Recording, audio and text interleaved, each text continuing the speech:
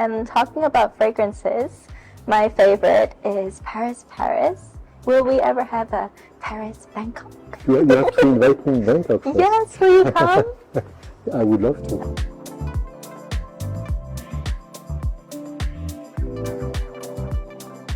What is it like to be the nose of Chanel? Can you tell me more about it? Well, I think it's very special to be the nose of Chanel because it is a brand that is all about creation. Yeah. And we always own the craftsmanship behind creation, and I think this gives a lot of sense in everything we do, because I think that craftsmanship and creation nourish themselves. Yes, that's true, yeah. I would say your family has been always like in art and perfume, but your first passion was music, right? Yes, it is true that if I should tell you everything, when I was growing up, like a lot of teenagers, I didn't want it to do like my parents, and I wanted to do maybe everything else but perfume.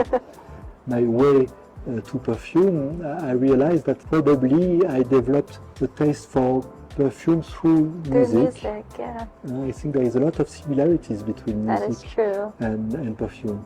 Do you have any special memories growing up with your father, who was also known as the nose of Chanel?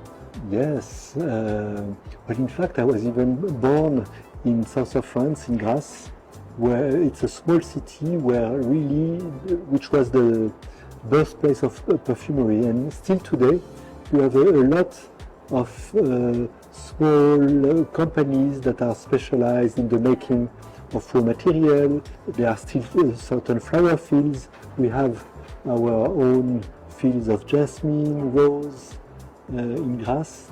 So it has always been somewhere around me. Can you tell me a bit about Grasse? I've heard so much about it.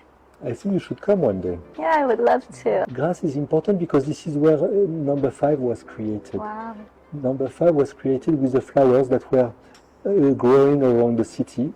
There is a very specific climate, a specific soil, and it has an effect on the quality of raw material that grows. Yeah, is weather a big impact? Growing all like the jasmine? And Yes, because nowadays we can find this exact same species of jasmine in different places around the world, but they don't smell the same.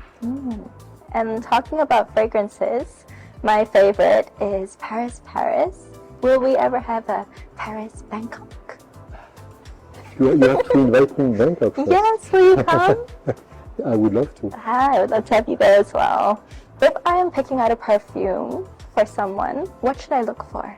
I'm sure that to everyone you will be thinking about, you will have your interpretation. I like to believe that if you make a gift to someone, it has to carry something of you.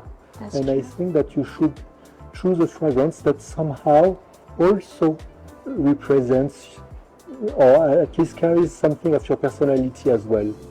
Not only trying to project the personality of someone else.